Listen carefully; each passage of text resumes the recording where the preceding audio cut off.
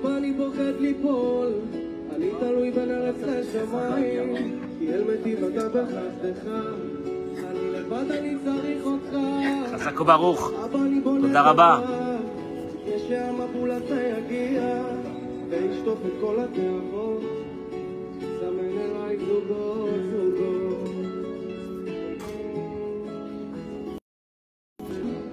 ויבשו המים, ישימוני אל האמת, ומה שחי למה השמש.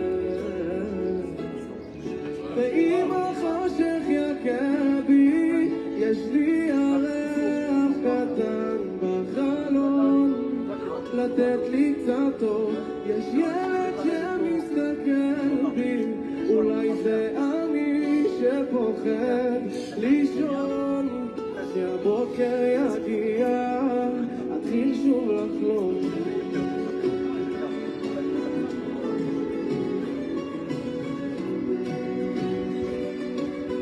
בוקר טוב, בוקר טוב, בוקר טוב, בוקר טוב. אבל זה חונק אותי, והשנאת חינם הזו קשה לי, לא אל תקשיח לבבות, מטיב אתה עם הבריות, יש בי זעקה גדולה, והיא תגיע גם עד השמיים, אבא כי עושה לזמן, כוון אותי חבר מכאן. חזק וברוך, תודה רבה. בוקר טוב, ברכה והצלחה. On peut... Samuel, on peut se donner des forces ce matin? L'Aïlou Nishmat, ce cours de Torah, et l'Aïlou Nishmat, Salomé Rachel Perchaya Bat Miriam,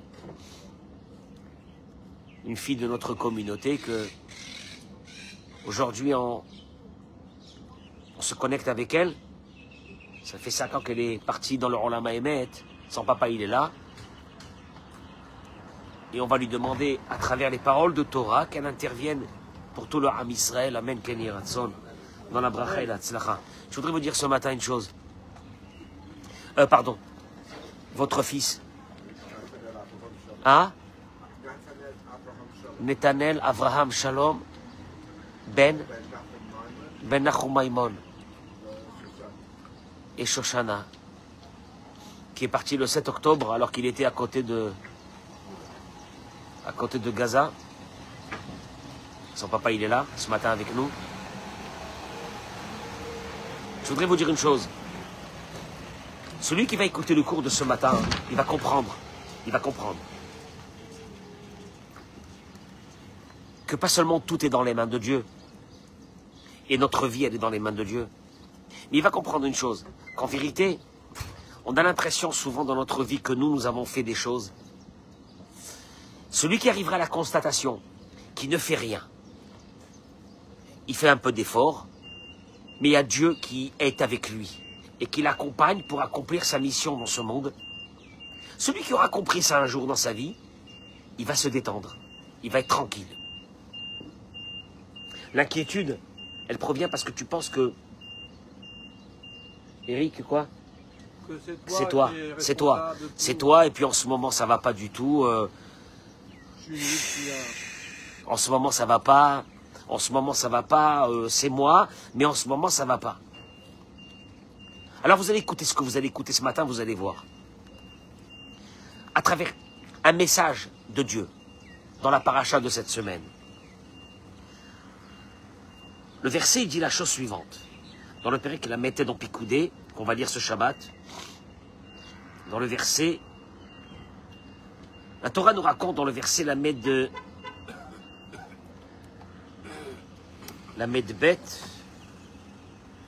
le passage qui dit que Vatechel kol avodat mishkan ohel moed. Les bénis Israël, ils ont terminé la construction du tabernacle. Vayaviou et Mishkan el Moshe. Je suis interpellé par ces mots. Ils ont apporté le tabernacle chez Moshe. Et Aoel, Vet Kol Kelav, la structure et tous les ustensiles. J'ai pas compris pourquoi ils ont besoin d'apporter ça chez Moshe. Vous n'arrivez pas à le monter. Qui le construisent et qu'ils appellent Moshe. Non. Ils ont apporté les ustensiles, ils ont apporté la structure chez Moshe.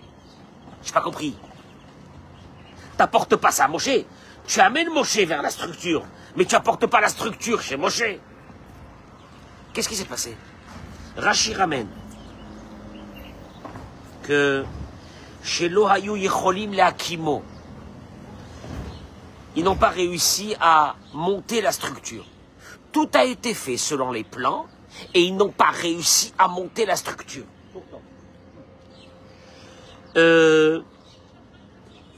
Alors, je laisse celui qui veut, il regarde le Rashi, qui raconte l'histoire. Moi, je vais prendre le Midrash Tanchuma, directement. Et le Midrash Tanchuma, il dit la chose suivante. Écoutez-moi bien. Avi, je suis pas en train de vous raconter la paracha. Je suis en train de vous raconter votre vie. C'est tout. Moi, la paracha, en soi, je vais dire, bon ben voilà, c'est la paracha. Mais c'est pas la paracha qui m'intéresse. C'est le message, on va dire le WhatsApp que Dieu m'envoie ce matin. Partagez-moi ce cours, mesdames et messieurs. Partagez-moi ce cours. Excusez-moi, j'ai de l'ombre, j'ai du... Tu peux pas me mettre un peu plus d'ombre là, ici?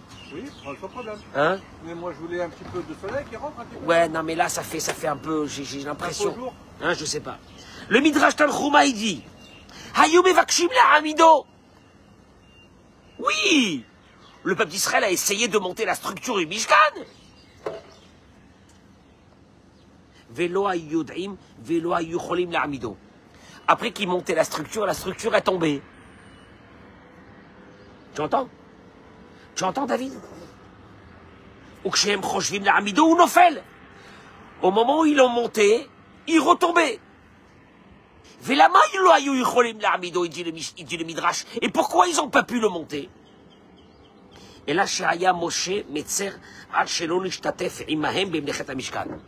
la Torah nous dévoile. Moshe Rabbeinu a eu une sorte de... pas de vexation. Il était attristé de ne pas avoir participé à la construction du Mishkan. Lui, il n'a rien fait. C'est le peuple d'Israël qui a amené l'or, l'argent, etc. Lui, il n'a rien fait. Et il était un peu... contrarié. Et parce que, il dit le Midrash, et parce que Moshe était contrarié, Dieu n'a pas donné au peuple d'Israël la possibilité de l'ériger, de faire monter ce temple dans lequel il va résider. Ils n'ont pas réussi. Il le montait, tu entends Simon, il le montait, il tombait. Une histoire bizarre.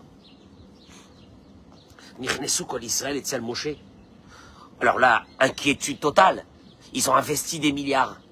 Wallo, il n'y a rien. Ils sont venus chez Moshe. Ils lui ont dit à Moshe, là-bas, il nous emmène. On a fait tout dans les règles. On a tout fait, Betzalel. Ce qu'il nous a dit, on l'a fait. Moshe Rabbeinu a été doublement attristé à ce moment-là que le Mishkan n'arrive pas à être érigé. Qu'est-ce qu'on fait? Et voilà que Dieu se dévoile à Moshe et lui dit, je sais que tu as été contrarié, que tu n'as pas participé à la construction du Mishkan. C'est pour cela que tous les grands spécialistes n'ont pas réussi à le faire monter. Bishvilcha, pour toi.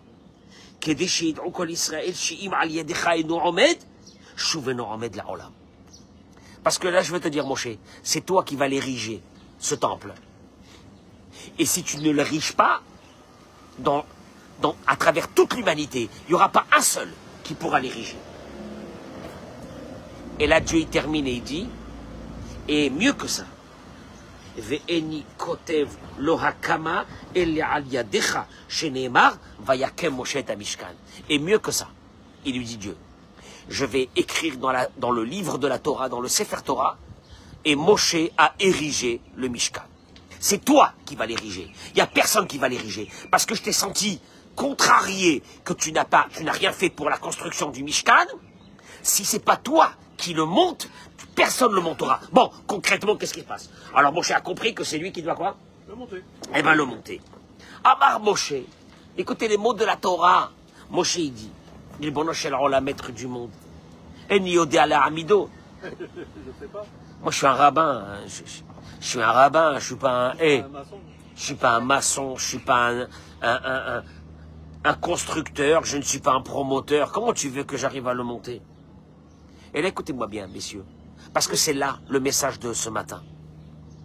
Mets-le avec ta main. À Marley, il lui a dit Dieu, Asok beyadecha. Voilà. Fais comme si que tu vas le monter. Va t'amarrer les amido. Et tu montres comme si que tu vas le faire monter. Vous remettez mes laves. Et il va monter tout seul. Écoutez-moi bien les mots du Midrash. Hein. Il faut que ça rentre dans votre crâne. Fais comme si, et moi je m'occupe. Va Nikotev Alecha, mieux que ça. Et j'écrirai que c'est toi qui l'as fait monter. Le Rav Ben Sion, c'est le Rav Ben Sion. Ah non, pardon. C'est le Rav Israël Meir Drouk. Il écrit dans son livre. Il dit le Mouvan. Tu comprends pas cette histoire à dormir debout.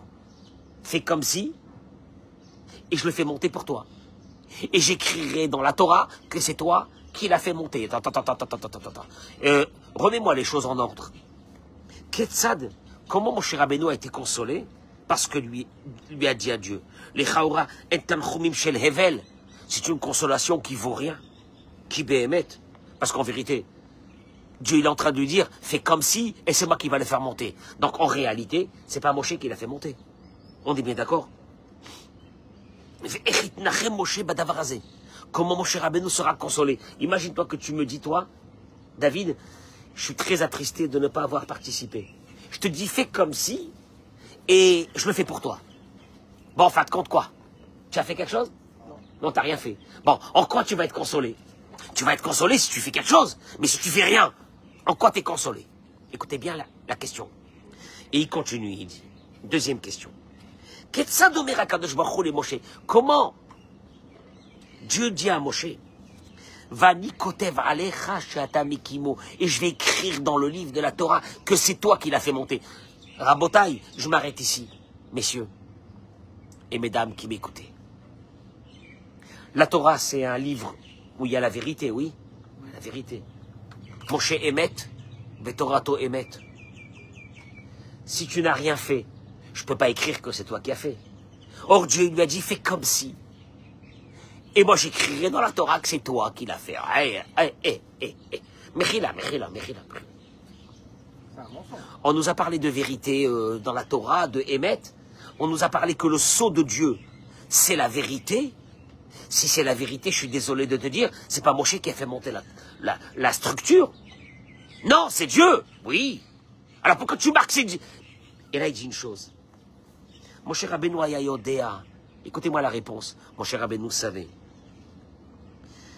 qu'il n'y a aucun être humain dans ce monde qui peut faire quelque chose. Tu connais ceux qui vont au travail le matin et qui se disent aujourd'hui, Je vais le déchirer. aujourd'hui je vais exploser, je vais faire. Qui est à col, on s'est abouré. Bah, tu veux que je te dise la vérité? C'est que des fois des choses tellement évidentes, tu n'arrives pas à les faire. Des choses évidentes, tu n'arrives pas à les faire. Et tu te rends compte que de faire des choses évidentes, c'est juste parce que tu as eu la volonté de Dieu de les faire. Et te dit,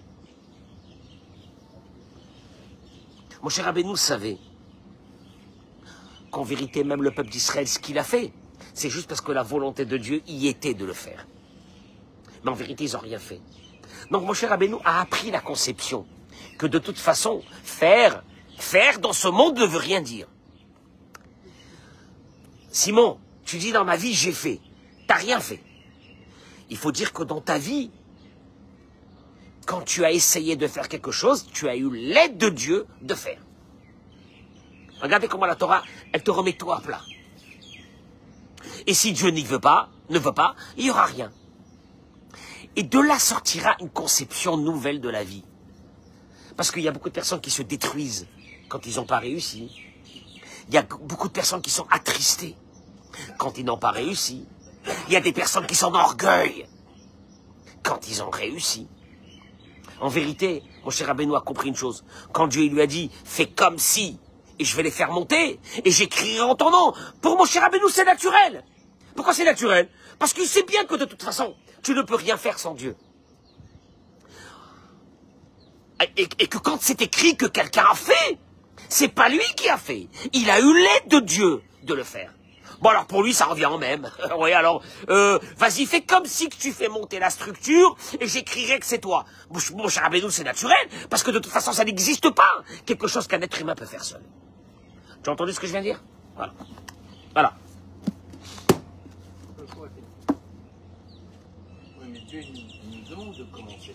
C'est ce qu'il vient de dire, Dieu. Fais comme si, commence à lever une poutre de cette structure, et moi je dirais que c'est toi qui l'as fait. Ça veut dire quoi?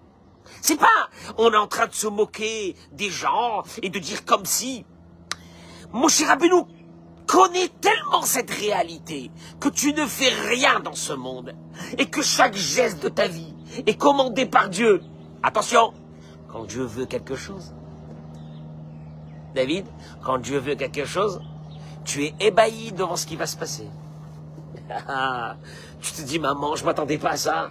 Ah, la vérité, il y a un an, je m'attendais pas à ça. Oui ou non? Hier soir, je suis rentré d'Ashdod, un fiançailles d'une jeune fille de notre famille, 38 ans. Jusqu'à 38 ans, elle n'a pas trouvé son mazal. 38 ans. Eh, tu dis, hein? Eh, ah, c'est mort. C'est mort. 38 ans, ça y est.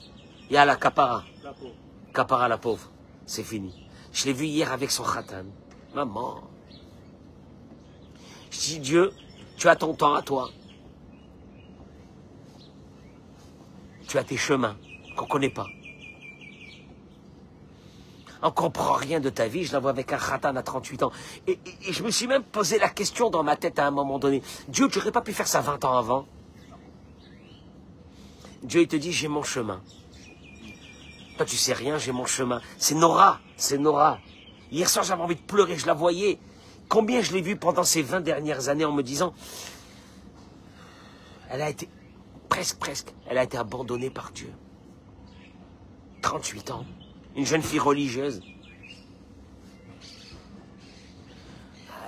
Elle se marie à 20 ans, 22 ans, 24 ans. C'est Nora, c'est Nora. Et je la vois avec son khatan hier soir et je dis, Marabou Ma'asech Hashem. Sa mère, elle m'a dit, Rav Cohen, le jour de Purim, ça y est, elle était fiancée. Et elle m'a dit, on a fait Nishmat Kol Chai dans la maison.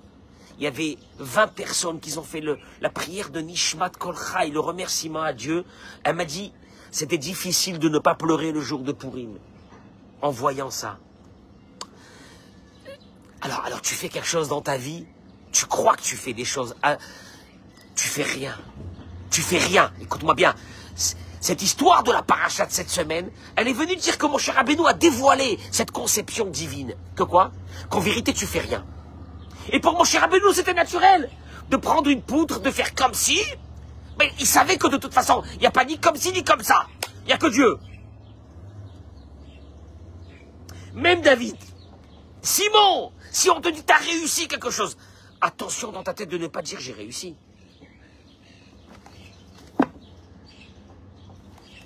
Il dit le Rav Yigal Cohen dans son livre, il dit une chose. Il y a beaucoup de personnes dans ce monde qui sont déçues de leur vie. Pourquoi j'ai pas la maison de l'autre? Pourquoi j'ai pas l'argent de l'autre? Pourquoi j'ai pas la réussite de l'autre? Pourquoi? Pourquoi? Et il dit, le pire, c'est qu'avec le temps, Zegorem le choser bitachon atzmi. Il y a des gens qui vivent avec un manque de, comment on dit bitachon atzmi, un manque de confiance en soi, Nora. Ils se déprécient. Tu les vois, ils ont honte, ils ont peur, ils se déprécient. On leur a tellement dit dans leur vie qu'ils sont pas capables. Il dit le Rav, ils arrivent même à des fois à des moments où c'est qu'ils s'aiment pas eux-mêmes, ce qui est dramatique. Je vais te dire une chose, hein. Quelqu'un qui arrive, je le dis à vous toutes et vous tous, quelqu'un qui arrive à un moment donné dans sa vie à ne pas s'aimer comme il est, c'est l'expression même la plus propre d'un manque de Emouna. Je vais vous l'expliquer pourquoi. Moi, je peux vous dire une chose. Comme je suis un tout petit, que je suis, insignifiant, je m'adore. Je suis bizarre. Eh. Les deux. Un mec.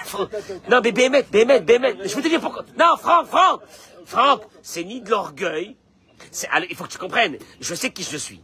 Wallo. C'est ni de l'orgueil. Ah, tu comprends? Je viens de te dire, écoute-moi bien, je sais qui je suis.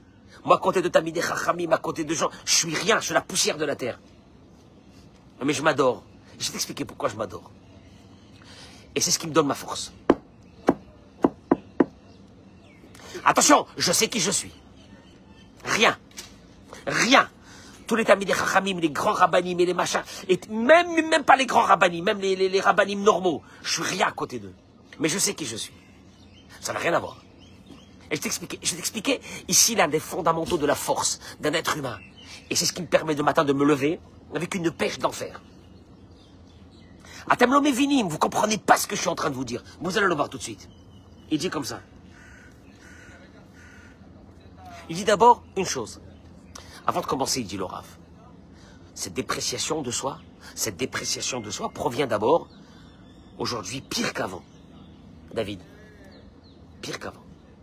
Il y a 50 ans, les gens se dépréciaient moins qu'aujourd'hui. Aujourd'hui, très rapidement, les jeunes, surtout les jeunes, les garçons, les filles, tombent directement dans une dépréciation qui ne valent rien très rapidement. Tu sais de quoi il te dit? Tikshore tamefutachat. Et les réseaux sociaux. Tu t'évalues. À travers quoi on s'évalue aujourd'hui? À travers les réseaux sociaux. Les réseaux sociaux, c'est... Qu'est-ce qu'on te montre?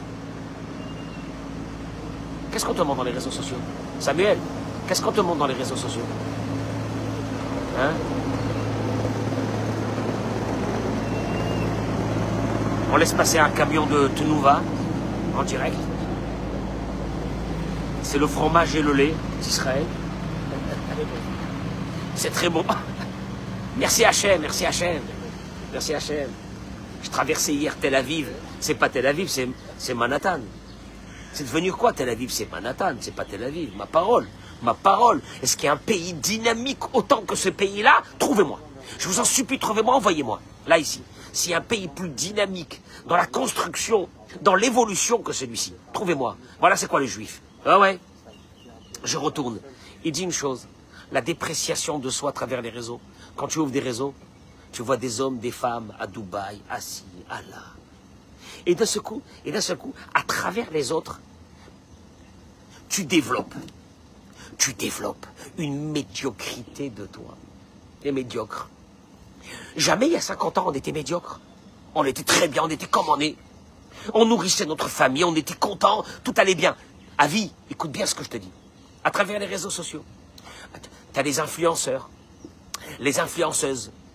Moi j'ai vu une chose qui m'a fait froid. Un journal, on m'a amené un journal, qu'une grande partie des influenceuses à Dubaï se prostituaient. Nora! Et les jeunes suivent ces hommes et ces femmes qui sont partis à Dubaï pour gagner de l'argent et vendre leur corps. C'est une nouvelle forme de prostitution. Mais nous, nos jeunes, quand ils voient ça, surtout si une fille, elle n'a pas les mensurations qu'il faut, si un garçon, il n'a pas le fric que les garçons montrent sur les réseaux, attends l'homme vite, ma chérie. Je ne sais pas ce qui se passe actuellement. Et ils sont là, les jeunes, et ils ont besoin de rêves. Nous, avant, on avait besoin de réalité, un bout de pain. On était heureux. Moi, quand j'ai fait grandir ma famille, quand mes enfants étaient petits, je vous parle de ça il y a 35 ans, on était heureux de ce qu'on avait. Et je vous assure qu'on n'avait pas beaucoup, on était heureux. On va voir aujourd'hui les jeunes, ils sont avec leur téléphone et ils regardent des influenceurs et des influenceuses. Mais vous savez même pas que vous êtes en train de faire grandir une génération. Je vous dis même pas ce qui va se passer. Ah ben vous le verrez vous-même. Il y a deux artifices, non? Hein? Il y a deux artifices aujourd'hui qui sont développés, c'est l'alcool et la drogue. Ça Voilà. stimule les personnes. Ça stimule les personnes. L'alcool et la drogue. Voilà. L'alcool, la drogue. Ça leur permet d'être... L'alcool, la drogue, le jeu, les dettes, les femmes. Et t'as aujourd'hui une génération qui te disent mais c'est ça la life. Mais c'est ça la life. C'est ça la life. C'est comme quelqu'un qui va te dire je vis à travers un jeu. sur PlayStation. Et c'est ça la vie. Il y a un qui m'a dit, je ne peux pas arrêter la nuit. Il m'a dit, parce que je suis obligé d'avancer dans des mondes. Des mondes, t'as entendu, moi je ne connais pas ce que c'est. Hein, des mondes, je répète les mots. Il y a des mondes, tu es obligé d'avancer. Car le mec, il va se réveiller un bon matin et il va découvrir qu'il a fini sa vie réelle à travers une vie virtuelle. Et là, on est aujourd'hui face à la drogue des téléphones, face à la drogue, l'addiction des téléphones et des réseaux sociaux. Et on suit ces hommes et ces femmes qui nous vendent du rêve, mais rien de réel. Moi, j'aurais bien voulu qu'ils nous montrent un RF Shabbat, un repas de Shabbat à la maison avec les Zmirot Shabbat, ça m'aurait fait plaisir. Une vraie réalité, avec des enfants en train de chanter les Zmirot de Shabbat, le Leibidik de Shabbat. Écoutez-moi bien, écoutez-moi bien, écoutez-moi bien. Celui qui a compris le signal d'alarme, il a compris. Celui qui n'a pas compris, elle m'a lassé. Il te dit une chose, le Rav. הדרך היחידה שנצליח להגיע בה לאהבה לאהוב את עצמנו לבית הסובבים אותנו ובפרט את העתיד שלנו היא דרך האמונה. Je termine avec ces mots. Vous voulez vous aimer? Vous voulez aimer les autres? Un garçon ou une fille qui ne savent pas aimer, qui s'aiment que à eux, mais qui ne savent pas aimer, ou bien qui ne s'aiment pas du tout à eux-mêmes. Moi, je connais des gens que je les vois, je parle avec eux un petit moment et je vois qu'ils ne s'aiment pas eux-mêmes. Ils se sont dépréciés. Ils ne s'aiment pas eux-mêmes. Parce qu'ils n'ont pas réussi ce qu'ils devaient réussir. Parce que leurs parents leur ont dit ça fait des années. Dommage. Je pensais que tu allais devenir médecin. Et il est devenu commerçant. Garagiste. Ton frère, quand même, ton frère, il est arrivé à 1. Ta sœur, elle a fait de grandes études. Bon, il a terminé garagiste. Écoute-moi bien, écoute-moi bien. Moi, je connais des gens qui ne s'aiment pas. Ils ne s'aiment pas. Mais tu sais pourquoi ils ne s'aiment pas? Parce que toi, tu vas me dire, ah, s'aimer, c'est quelque part, je sais pas moi, une forme d'orgueil. Tu t'aimes alors que t'es rien, tu t'aimes. T'es fou, toi. C'est quoi? Et il te dit une chose. Il est déprécié par rapport à ça. Il te dit, רק בכוח אמונה שלמה בבורא עולם נצליח להגיע לאהבה מושלמת. Tu sais quand est-ce que tu pourras t'aimer? Écoute-moi bien. Et je vais te dire une chose. Béhémet, je lui dis ça aux garçons, aux filles, à tout le monde. Écoutez ce cours de Torah. Si vous voulez vous aimer, et après que vous vous aimez bien, vous pourrez aimer les autres. Parce que tu ne pourras pas aimer les autres si tu t'aimes pas toi-même. Next. Laisse tomber, laisse tomber, laisse tomber, laisse tomber, laisse tomber. Moi, je connais des gens qui ne s'aiment pas eux-mêmes. Ils sont incapables d'aimer. Ce sont des handicapés de l'amour. Rien. Il te dit à travers une chose. L'aïmouna. Je n'ai pas compris. Quel est le rapport? Quel est le rapport avec l'aïmouna? Ah, Dieu, l'aïmouna, c'est Dieu. Quel est le rapport? Il te dit, regarde. Il te dit...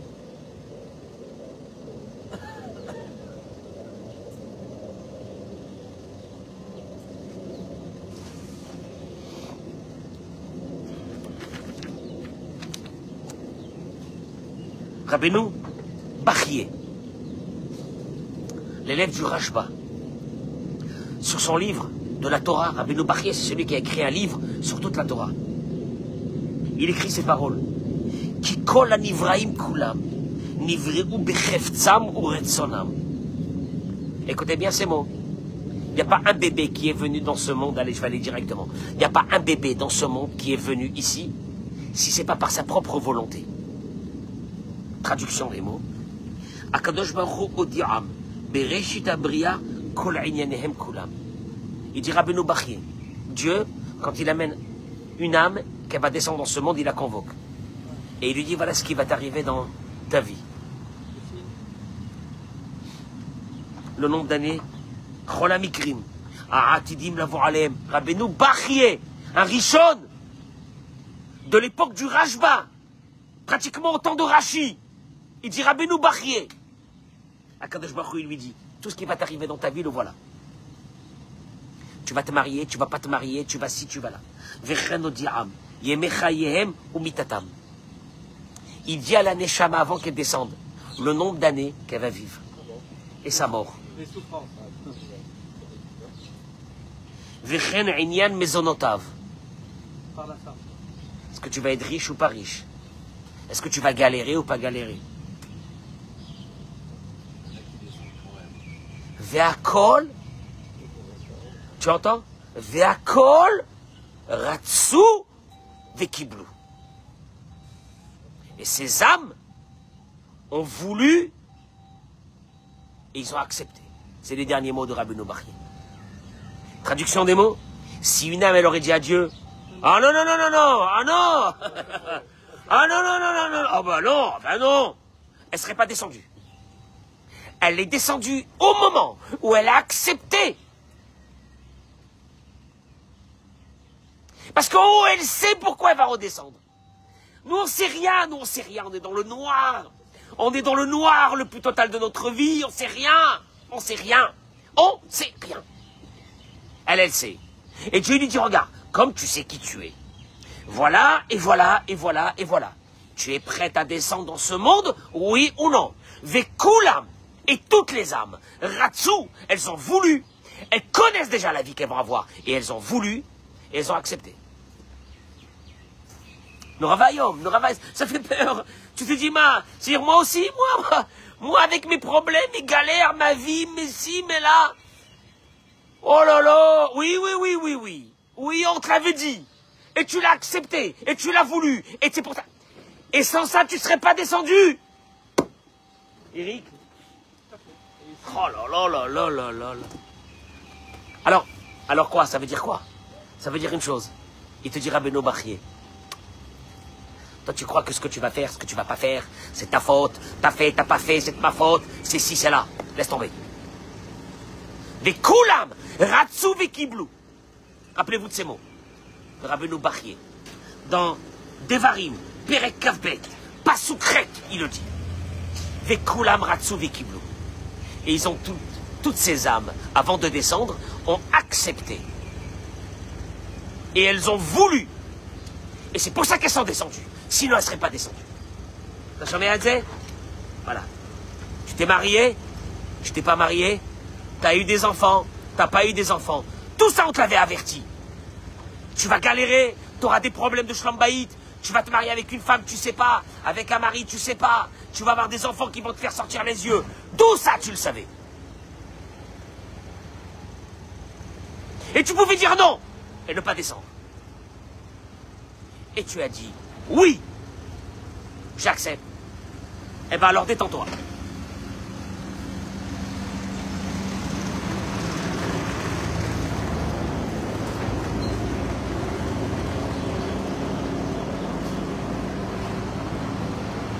Le grand-père du Chida, je termine avec ces mots.